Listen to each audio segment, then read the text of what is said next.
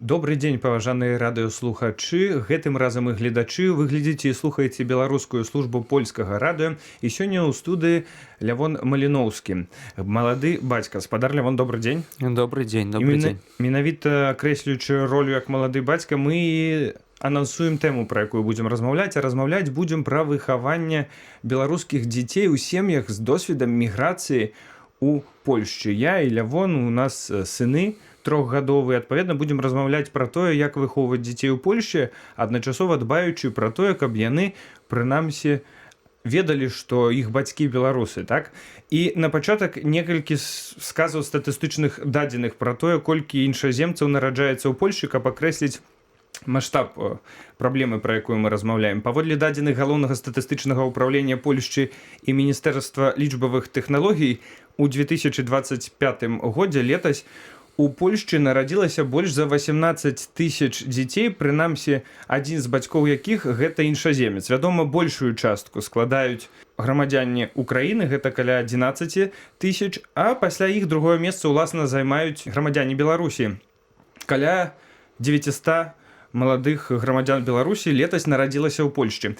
Ну і гэтыя дадзеныя змяняюцца на працягу часу, растуць. З кожным год такіх нараджэнняў становіцца больш і больш. Адпаведна, пытанне, пра якое мы сёння размаўляем з Лявонам, яно датычыць штораз большай колькасці людзей.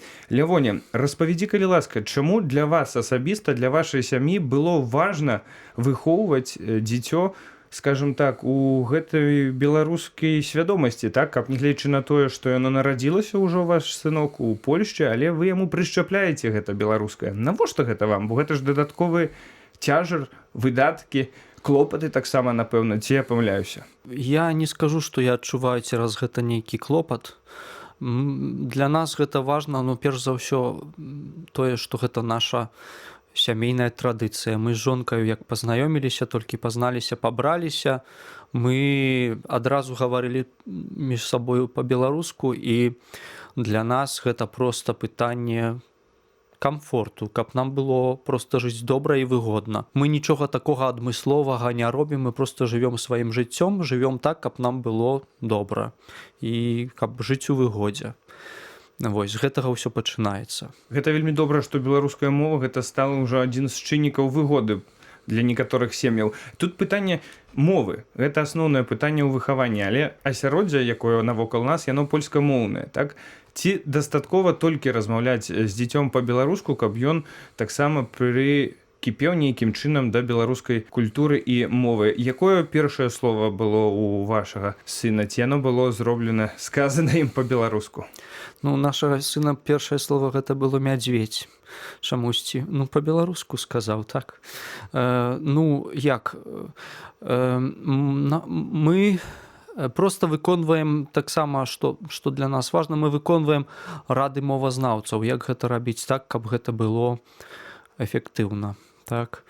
Гэта значыць, што мы захоўваем правіла асяродку, што у нас дома толькі беларуская мова, што мы нейкім адмысловым чынам не вучым нашага сына польскай мовы. Польскай мовы ён вучыцца сам, у садочку, на вонках дзесьці, і вучыцца яшчэ спраўней часам за нас. Ён іншы раз прыходзіць з таго садочку і расказвае нам, напрыклад, мы не ведалі, як будуць усе там шахматныя фігуры па-польску.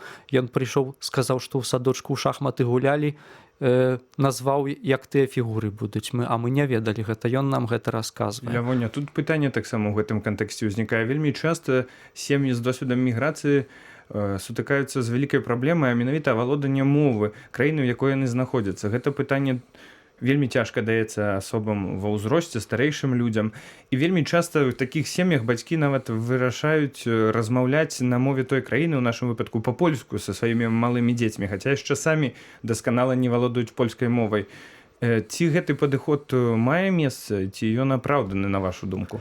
З пункту гледжання лінгвістычнай навукі, наколькі я яе добра зразумеў, наколькі мне раілі лінгвісты, так, што такі падыход не зусім добры, бо дзіця лепш авалодвае моваю, калі захоўваецца правіла асяродкаў. Напрыклад, што ёсць польскамоўны асяродак у садочку, а ў дома нейкі таксама Ну калі яны усе добра гавораць па-польску, то гэта добра, але калі яны не гавораць па-польску, гавораць раз па-польску, раз не па-польску, то гэта блытаніну робіць дзіцяці.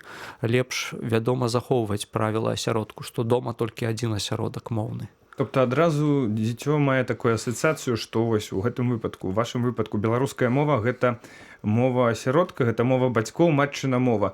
А ўжо у грамадстве, так, па-за домам ён выкарыстоўвае польскую мову і адначасова развіваецца на двух мовах. Але вы кажаце, вось уже некалькі разоў прыгадалі правіла асяродка. Можа, яшчэ нейкія ёсць правілы, бо вы заклапаціліся гэтым пытаннем. Якія яшчэ можна прытрымлівацца правілаў, як вы гэта акрэсліваеце, каб сапраўды не нашкодзіць дзіцяці, а дапамагчы у гэтым білінгвістычным дарастанні?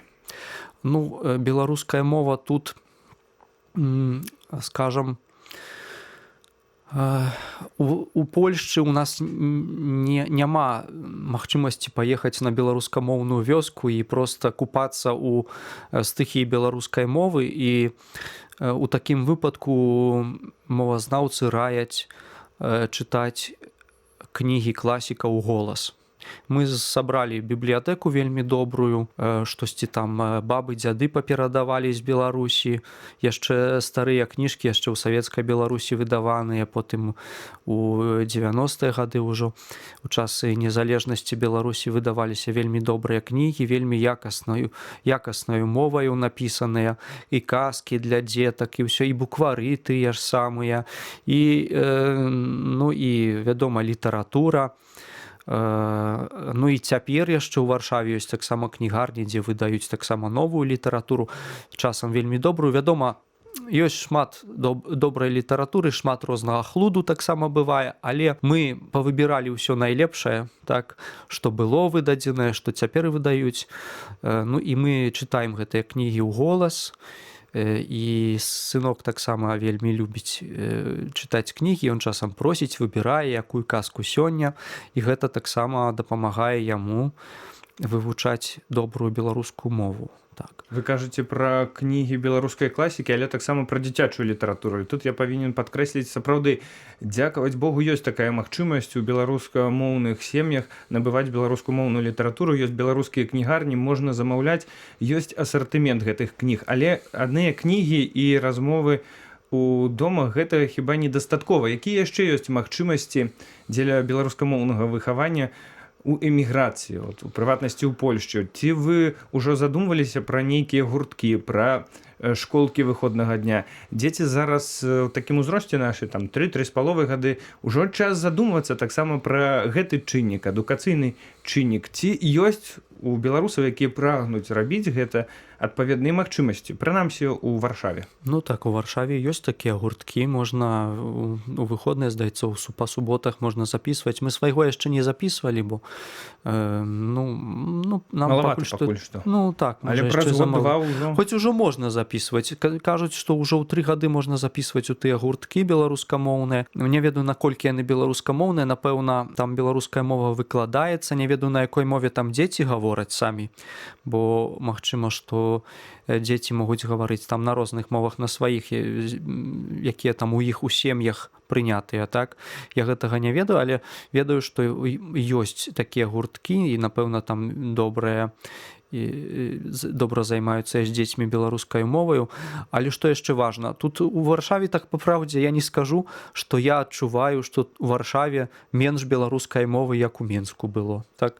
Я ў Менску нейкі час жыў, ну і скажу, што ў Варшаве, можа, і столькі сама тая беларуская мова, адзінае, што ў метро яе няма. Але ёсць магчымасць стварыць для сябе такой асяродак беларускі. Гэта тычыцца дарослых, сапраўды. Зараз вельмі шмат розных мерапрыемстваў, імпрэзаў, якія ладзяцца беларусамі, для беларусаў, таксама польскімі рознымі культурнымі установамі з гэтым беларускім пасылам. Але калі тычыцца дзяцей, бо таксама неабходны яму адпаведная сацыялізацыя. Ці тут ужо ёсць магчымасць знайсці аднадумцаў, беларусаў, каб, вось, умоўна кажучы, збірацца разам гуляць, каб гэтыя дзеці між собку размаўлялі па-беларуску, таму што калі яны ідуць у садок, потым в школу, пераважна яны будуць сустракацца з польскай мовай, так, і гэта лагічна, так, бо жывем мы ў Польшчы. Ну так яно зазвычай ёсць, але ёсць тут беларускамоўныя сем'і, ці беларускамоўныя дзеці, ці нават Нават дзвюхмоўныя дзеці ёсць, якія адразу дзве мовы з сям'і, са змешаных сем'яў, так, і адна з іх беларуская, ёсць такія дзеці, і,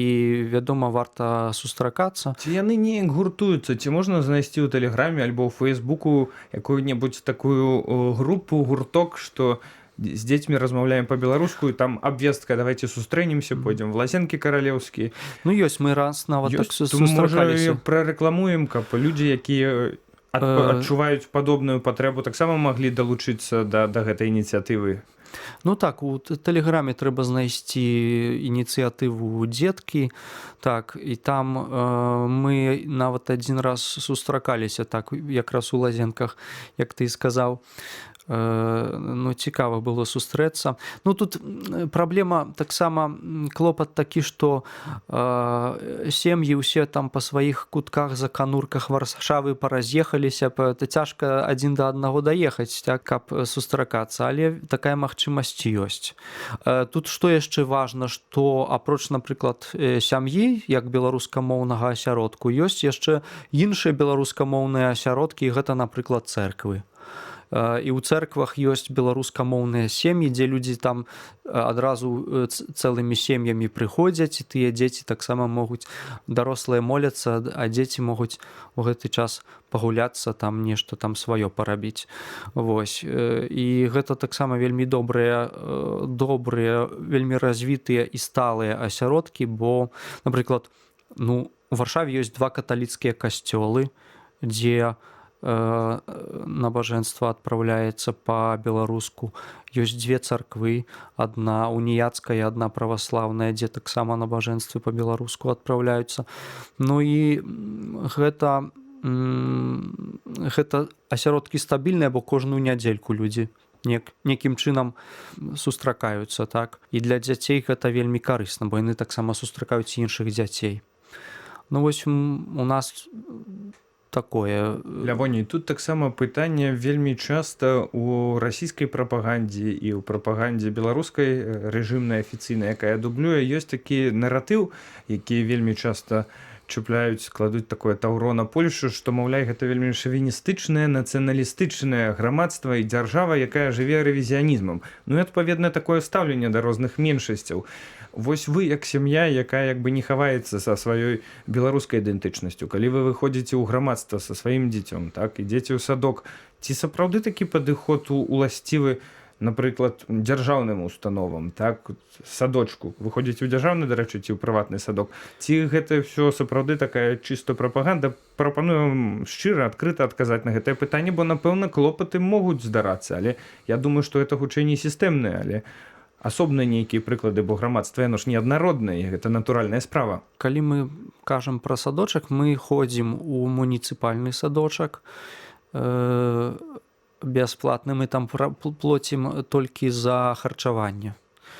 Вось, у залежнасці ад таго, колькі там дзіця на месяц было ў тым садочку, так бы, можа, хварэла ці што, то мы плоцім толькі за тыя дні, калі ён сапраўды там харчаваўся. Лявоня, пра гэта сацыяльнае абслугоўванне насельніцтва ще пагаворым. Тут хацеў бы вас падвесці вось менавіта да таго, як функцыянуецца ў польскім грамадстве людзям, якія маюць не польскую, скажам так, ідэнтычнасць, у вашым выпадку беларускую. Ці ёсць з гэтым клопат, ці ўсё ж такі грамадства, асабліва тут у Варшаве, яно як бы адкрытае на разнастайнасць? Ва ўстановах ніколі не было ніякага клопату. У садочку вельмі зычліва ставяцца да нашай беларускасці, да беларускай мовы, ведаюць, што хлопец наш гаворыць па-беларуску дома, што ён можа яшчэ польскай мовы так не вывучыў да канца, зычліва, талерантна ставяцца да ягоных нейкіх, можа, чагосьці яшчэ не ведаю. Але мы жывём цяпер у такім шматнацыянальным грамадстве. Напрыклад, у нас у тым жа самым садочку ёсць сям'я, якая дома гаворыць па-французску. Вось, яны гавораць па-французску, мы па-беларуску, хтосьці там па-ўкраінску дома гавораць, усе збольшага да гэтага прывыклі. Сапраўды так, нават вяртаючыся да пачатку нашай размовы, ну большасць усё ж такі вось з гэтых 18 000 дзяцей замежнікаў народжаных летась у Польшчы, каля 11 000 гэта украінцы, так? Так што гэта відавочна, што гэта мова украінская часамі нават расійская, яна таксама прысутная ў грамадскай прасторы. Ну і тут уласна зараз можам вярнуцца да гэтай тэмы сацыяльнага абслугоўвання насельніцтва. Як было трапіць у польскі садок у Варшаве? Ці з гэтым ёсць нейкія клопаты? Як гэтая сістэма ўладкаваная? Ці яна празрыстая? Ці ёсць чэргі?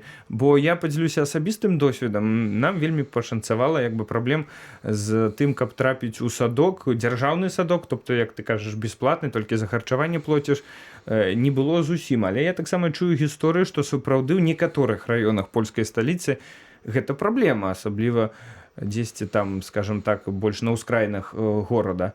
Ці ў вашым выпадку, як гэта выглядала з садочкам? Ці гэта выклік для сям'і, ці проста штодзённая такая рутына? Ну, я таксама чуў шмат розных расказаў пра тое, што ёсць людзі маюць нейкія клопаты, але мы таксама ніякіх клопатаў не мелі. Мы проста запісаліся, падалі прашэнне ў той садочак, які быў пад нашым домам. Вось. Перш нам адмовілі, але мы тады напісалі адзоўнае прашэнне, і нас тады прынялі. Вось. Ці малеча з радасцю ідзе ў садок, бо ў мяне, напрыклад, у сына бываюць па-рознаму, хаця мы ведаем, што там добрае стаўленне, мы бачым, што садок добры, но але гэты настрой раніцой перад паходам у садок бывае розным. Як гэта ў выпадку з вашай малечай адбываецца? Ахвоча ходзіць ці не? Ну, па-рознаму гэтак жа сама, як мае настрой, калі з прыемнасцю туды бяжыць, там нешта там з кімсьці там сустрэцца, ж там некі дружака ягоны, ці што, там ці пагуляцца з чымсьці, ці там што ён расказвае, чым яны там займаюцца, там англійскай моваю, ці шахматамі, ці яшчэ часам ён гэта вельмі... Цікава, што мой, напрыклад, прыносіць садку і вучыць нас прымаўкі польскія, якіх мы таксама яшчэ не чулі, не ведалі, і можна даведацца там ад дзіцяці нешта новае, сапраўды, і калі гаворка ідзе пра вывучэнне польскай мовы. Тут хацеў бы вас таксама запытаць, якую мэту, калі так глядзець больш глобальна, з перспектывай часу вы хочаце дасягнуць, укладаючы зараз пэўны высілак, бо гэта ўсё ж такі высілак у беларускамоўнае выхаванне дзіцяці, свайго сына. Тобто вы хочаце, каб ён вырас там беларусам у Польшчы, ці вы хочаце, каб ён у будучы проста ведаў, у будучыні ведаў, быў свядомы, што яго продкі з Беларусі, так, што гэта таксама частка ягонай ідэнтычнасці. Якая у вас, скажем так, праграма максімум на гэта нацыянальна арыентаванае выхаванне і праграма мінімум? Ці можаце вы падзяліцца з намі? Ну, я скажу тое, што трохі паўтаруся ўжо, што для нас гэты высілак прыемны, бо гэта гэта наш камфорт, наша выгода, мы гаворым па-беларуску, мы чытаем па-беларуску, мы і так збіраем кнігі па-беларуску, так. Гэта выгода і асалода, але таксама ўсё ж такі ёсць нейкая мэта. Я больш пытаю нават пра мэту. Так, бо калі мы выхоўваем дзяцей, мы маем нейкі план, чагосьці хочам дабіцца іх выхоўваючы тым ці іншым чынам, правда? У тым ліку з гэтым нацыянальным аспектам падчас эміграцыі.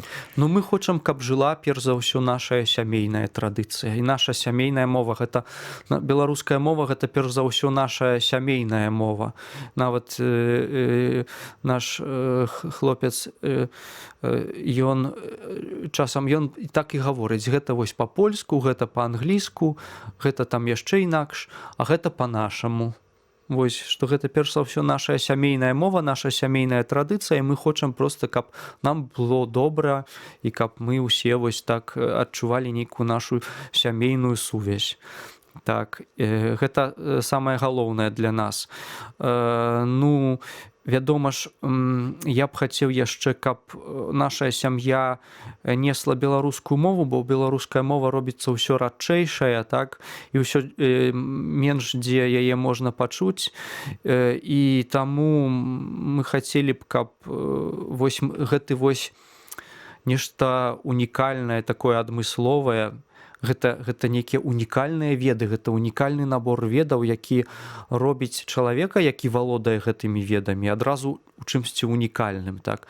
Гэта багацце для гэтага чалавека, гэты чалавек робіцца унікальным. Я б хацеў, каб наш сын быў такім унікальным чалавекам, валодаючы гэтым унікальным наборам ведаў.